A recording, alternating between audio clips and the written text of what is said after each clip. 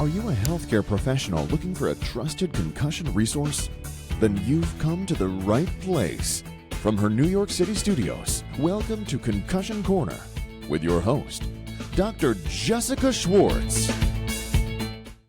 Hello and welcome to the Concussion Corner Podcast. My name is Dr. Jessica Schwartz, and I'm so happy that you're here. What does it mean to prevent injury before it happens, not just in the body, but in the brain? On today's episode of the Concussion Corner Podcast, I'm joined by one of the true giants in global sports physiotherapy, Dr. Mario Bazzini. With over 3 decades at the Human Performance Lab at Schwartz Clinic in Zurich, Switzerland, Dr. Bizzini has not only helped shape the FIFA 11 and global return to play strategies, but he's also a leader in connecting injury prevention with real-world implementation across continents, sports, and generations of physios. He served as a consultant to the Olympic and FIFA athletes, has published over 135 peer-reviewed papers, and is currently vice president of the Swiss Sport Physiotherapy Association, all while remaining grounded in the clinical work that drives prevention and rehab forward. In this conversation, we talk about where injury prevention has been, and where it's going, from ACL injuries to concussions, from global policy to the neighborhood pitch, and you'll hear what it takes to shift systems, train smarter, and build a bridge between science and practice. Welcome to our Teach One, Serve Many community. Let's dive in. Hello and welcome, Dr. Bazzini. Thank you so much for being on the Concussion Corner podcast. Pleasure to be here. Thanks a lot.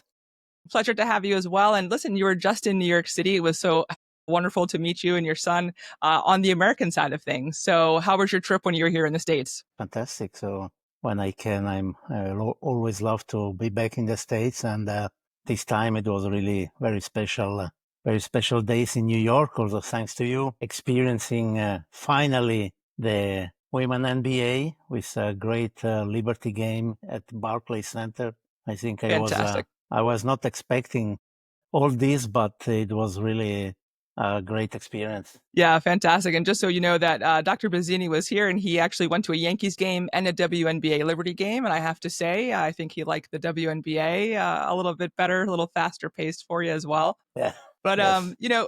Before we get into, really highlighting your career and highlighting what you do so well for the world of physio, I just think it's kind of full circle. We met with Dr. Suzanne Gard when I was in Switzerland at the Sports Physio 24 conference. She works with professional basketball players. And in your career as well, working primarily with men's hockey and men's football and things like that, or soccer here in the U.S., what was your thoughts on the speed and the physicality of what you saw at the WNBA game here in New York? I was kind of prepared because to tell you the truth, I watch quite a bit basket but women's basket, I especially followed during the Olympics, and there were some great games already there. So especially the final US-France with these thrilling final seconds. But to watch it live, it's always the best. And I remember many years ago in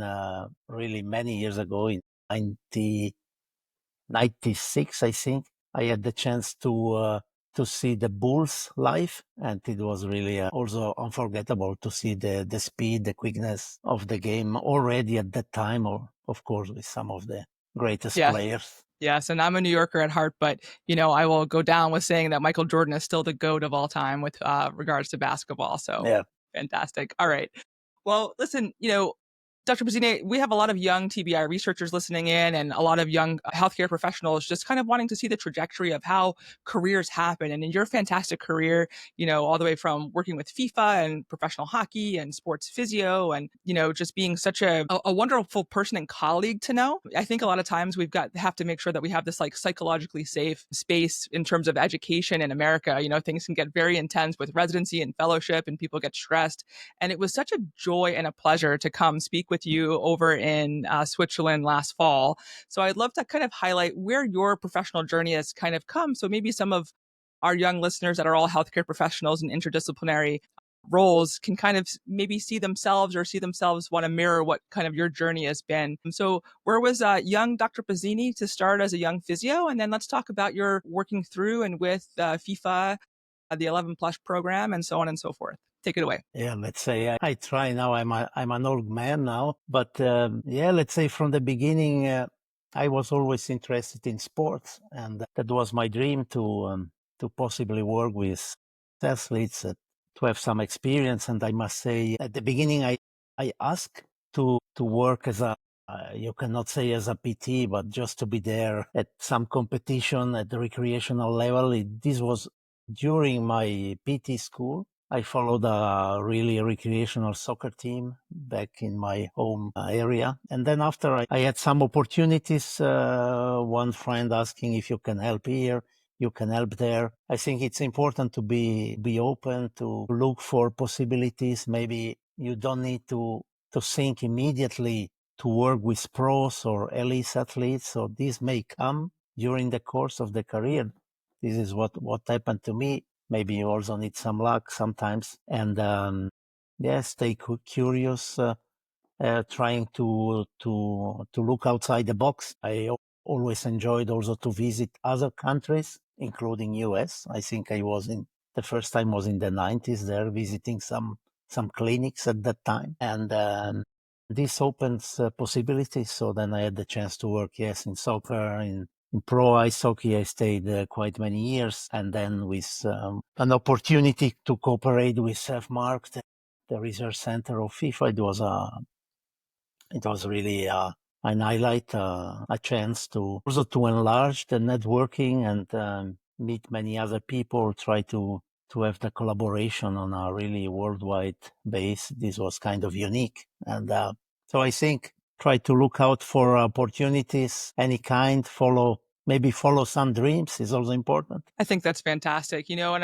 I think as long as people kind of connect to it, doesn't have to be fresh out of school. And, we see folks doing from physicians to physios here in the States doing fellowship 5, 10, 20, 25 years in just to, kind of freshen up. But what's really true in healthcare, at least in this country, is, burnout, and really wanted to make things fresh so we can serve a different patient population. What are you looking for in terms of younger folks that are coming to work with you now as a senior advisor and, being so involved with Sports Physio Swiss and things like that? What are you looking for people who want to come work with you or do research with you and collaborate at that level now as a more senior? We don't call them senior, we call them just more seasoned advisor these days. Yeah. Yeah, Well very seasoned. nice. Yeah. I mean, it's hard to say. So, I mean, basically, of course, I am a little bit older generation. So the younger generation, they also think and think differently. But we always appreciate when we can have some, people that first listen and then talk. So this is what we like. And it's not always given, but we try to have this. And we are not here to say you must do this and that. Absolutely not, because everybody can learn from each other, but we try to have let's say a relaxed cooperative work. And but it's always better that maybe to follow some guidelines, to follow some experienced people that can help you. And I think this is still remain the best. Fantastic. You have over 135 peer-reviewed publications, 6 books, and 20 book chapters on many of these sports and prevention topics, which is so fantastic to have been a part of. Even with my residency education here in 2010 at NYU, we were the first 6 orthopedic residents at NYU. So much of what we read between Dr. Julia Trelevan and a lot of your papers have come through my lens as well, even before we met. It's been so fantastic to see. In terms of sport prevention, back in the 90s, everything here in America for physio was core. Everybody wanted to work on the abs and the core and so on and so forth. As an orthopedic residency trained physio, we talk about 3 cores when we were at NYU, kind of the core of the shoulder, the core of the spine, and the core of the pelvis, and kind of incorporating that into our education, 15 plus years ago. What have you kind of seen as one of the deputy editors of British Journal of Sports Medicine, and also being on the editorial board of the IJSPT, the International Journal of Sports Physical Therapy? What have you seen traverse in terms of sport prevention, in terms of themes, the last 36 years of your career? But what have you kind of seen in the last 10 to 15 years of where we're kind of where we went to where we're going? Are there any themes that you're seeing in terms of prevention, overall, just in sports medicine in general? I mean, themes, maybe first on a general general thought is that when I got involved so many years ago, when you were speaking about injury prevention, people were looking a bit weird at you because or there is partially still this attitude you cannot prevent or reduce, injuries just happen, and so what? And for sure, this has changed a lot during the years at all levels, even at pro levels. This has changed. I have experience working with pro teams where, I will not tell here something wrong. But anyways, this has changed. And the teams, I mean, of course, the big, let's say the big motor was the ACL. So non-contact ACL, especially in young women athletes, a lot coming from the US, lots of epidemiological studies in the 90s or even before, then development of the very first programs. And actually this idea of having kind of a mix package with a little bit of strength of core, lower extremity, plyometrics, landing, good technique, neuromuscular control, and all this came from the US side with Holly Silver's work, then Tim Hewitt's work, and many others. There were some inputs from Scandinavia, but it was also in team sports and also focusing on ACL. Then this has expanded a little bit in terms of using this type of packages for lower extremity injury reduction, which has worked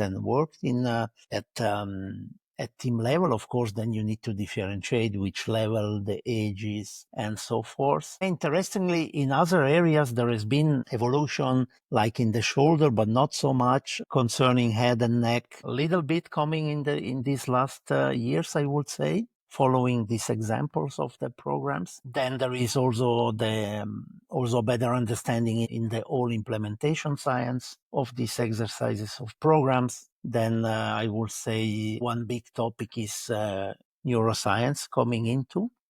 Maybe it's only the beginning, but I think this will have a big impact also in this area of injury reduction. And then also better appreciation, for sure, applying, let's say, a package, a program for everybody, which may work at a low level. Here, the level, then of course you have to go into individual management, better screening, better detection, better targeting, or what you are doing. So I will say it's about this.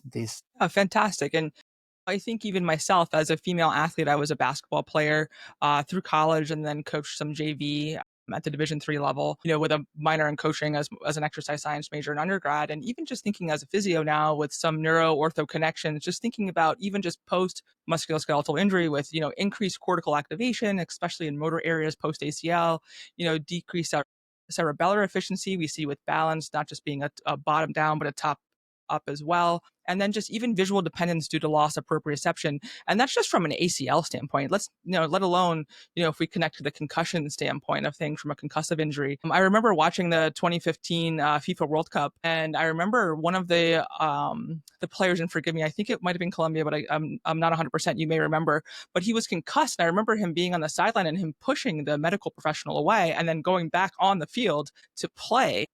Were you there for that? First of all, that's the first question. I was not there on the pitch or on the stadium, but I was at the tournament. It was in the 2014 in Brazil. Yeah. Okay. I think, if I remember well, it was an Uruguayan player. Yeah, which yes, it was. Simply didn't want to get substitute, and then the coach kind of overruled his doctor decision, and that's it. So maybe, it's a bit complex. There are complex situations, so we cannot say today everything is better, because we know that it may happen sometimes. But let's say there are better instrument in place, or better regulations, some rules. Also in soccer now, something has changed. So, but let's say you still need to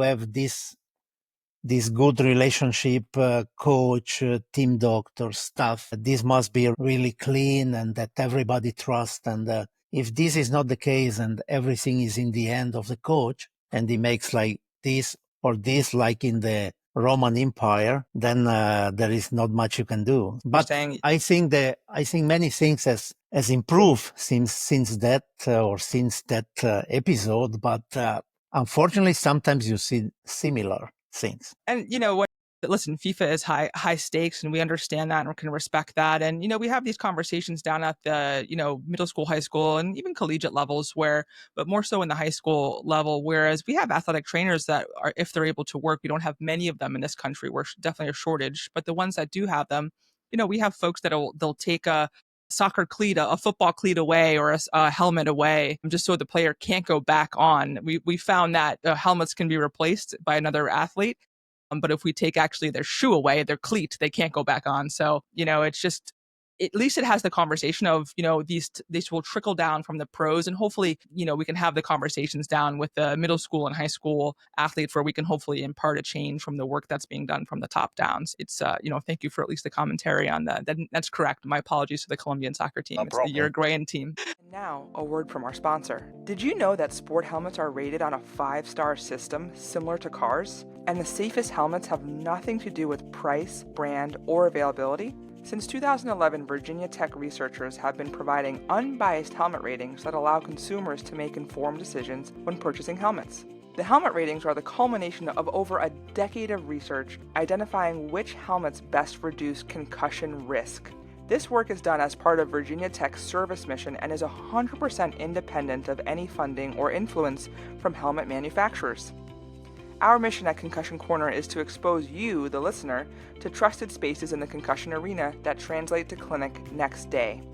Please visit the Virginia Tech Helmet Lab website in our show notes or at bit.ly/Virginia Tech Helmets and spread the word to aid in lowering concussion risk in your community. Thank you for tuning in, and let's begin the show. There was just a paper put out in July of 2025 through BJSM with Garrett Bullock being the primary author, with Carolyn Emery on it as well, who's a big concussion and prevention physio researcher in Canada, with Catherine Schneider doing some really, really good work. And they have this incredible concussion prevention bus that drives around Calgary. The article is entitled Prevention Strategies for Lower Extremity Injury, of Systematic Review and Meta-Analyses for the Female, Woman, and Girl Athlete Injury Prevention, called FAIR, F-A-I-R consensus. And essentially, the conclusions here were that you were talking about these neuromuscular training programs, and we'll lead into FIFA 11 after this, looking at ACL injuries, reduction up to 61% and ankle sprains at 39%. We know that up to 80% of concussion patients or athletes that have an injury within the first year can have up to an 80% high ankle sprain or an ACL tear, which are life-changing injuries in themselves. And that's where you've spent so much of your career writing about. What do you want to highlight about this article, and maybe make some connections to some of the FIFA 11 plus that you've worked so much on your career with? I mean, we could talk a lot. I think it's important that, I think this initiative of the FAIR, this FAIR project, there will be other papers coming out. Because there were many people got invited to cooperate in these systematic reviews, meta-analysis. There will be one on risk factors, and then I think there is one specifically on concussion and then trauma as well. And that was an initiative also from the IOC research centers to focus on the female or women athlete, which I think it's very important. And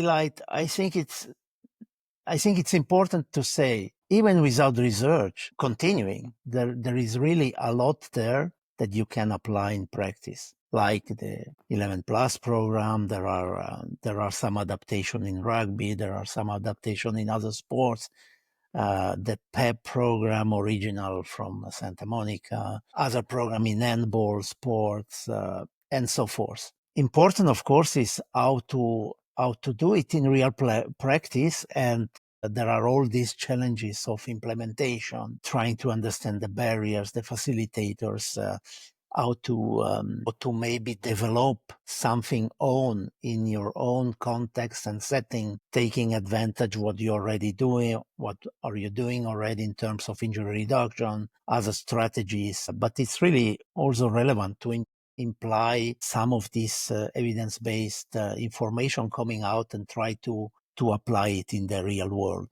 sports in the context you are working with. And I think this is the key. The numbers of reduction we know, but of course they are all coming out of randomized controlled trials, perfect setting, loss of control. So we know that in reality there are some excellent research from Sweden showing that if the impact in terms of injury reduction is maybe 60% in the RCT, maybe in practice over a couple of years or 3 years is maybe down to 10%, but still it's something that you can reduce. So, and then you have to know where I can apply this knowledge. How this is, of course, these are not solutions, but there are tools that you can use as a primary prevention for sure. Unfortunately, we know that primary prevention is the most difficult strategy to apply because basically even our athletes nevertheless switch level, but nobody likes.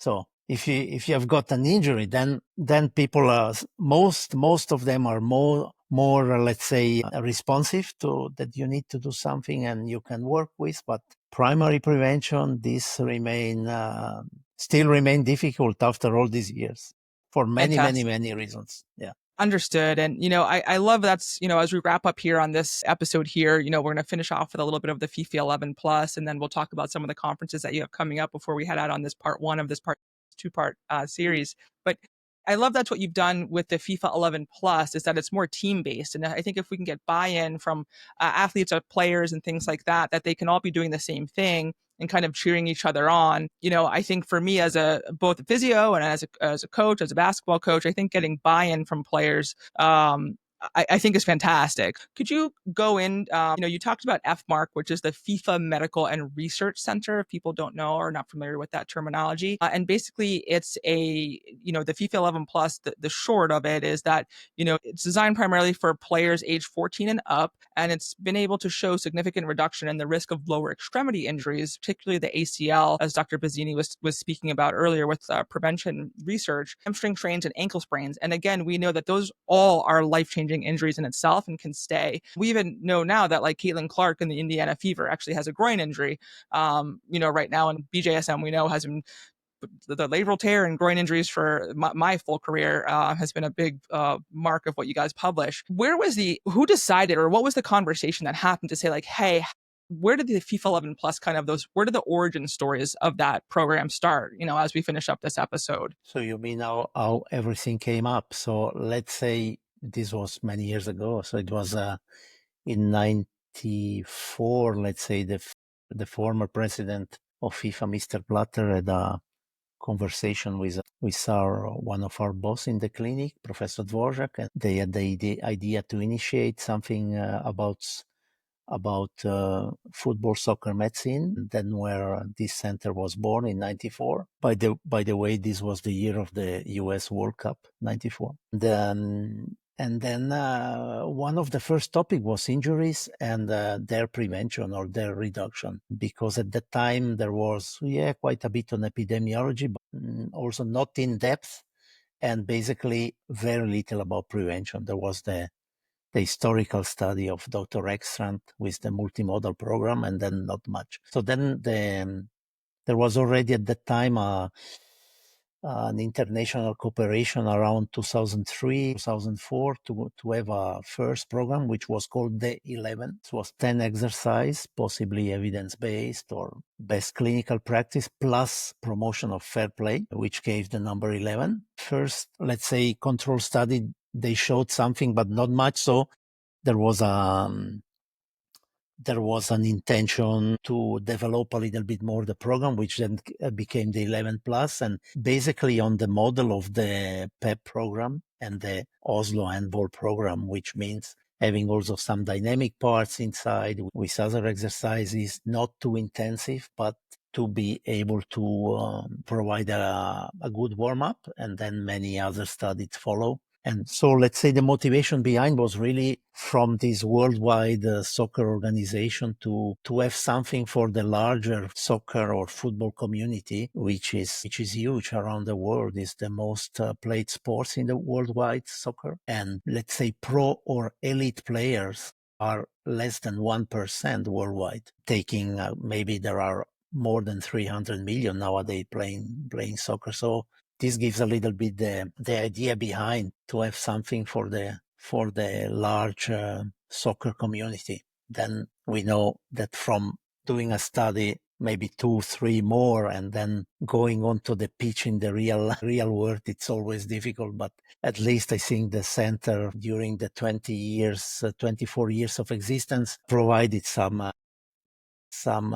good evidence that A, injury can be reduced, B, you can do something in terms of implementation, dissemination and implementation if the willingness is there to do that. So as I said before, many things are on the desk or in the papers, in the books, wherever you want to find it. And then, you need to, if you really think about primary prevention, you need to activate yourself.